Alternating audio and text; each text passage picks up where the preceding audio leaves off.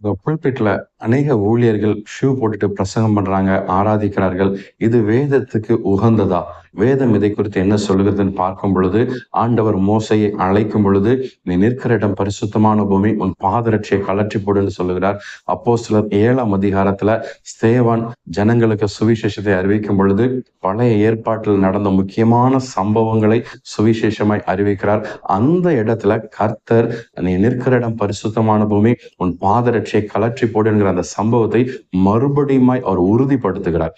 ஆகவே ஊழியர்கள், குறிப்பாய் புல்பிட்ல ஷூ போட்டுட்டு பிரசங்கம் பண்ணுகிற ஊழியர்கள், கர்த்தர் உங்களை எச்சரிக்கிறார். எங்கள் மனம் திரும்ப வேண்டும் என்று கர்த்தர் எதிர்பார்க்கிறார். எங்கள் வேதத்துக்கு திரும்ப வேண்டும் என்று, வேத வசனத்துக்கு கீழ்ப்படிந்து நீங்கள் பிரசங்கிக்க வேண்டும் என்று கர்த்தர் எதிர்பார்க்கிறார்.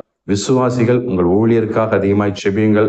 வேத வசனத்தை வாசித்து அதற்கு கீழ்ப்படிந்து உங்க ஊழியர் பிரசங்கிக்க வேண்டும் என்று ஊழியக்காரருக்காக அதிகமாய் செபியுங்கள்.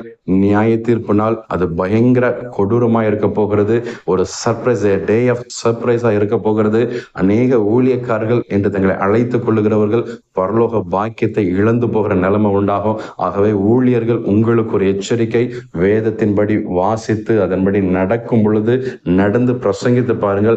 நிச்சயமாகவே தேசத்தில் ஒரு பெரிய எழுப்புதல் உண்டாகும். God bless you.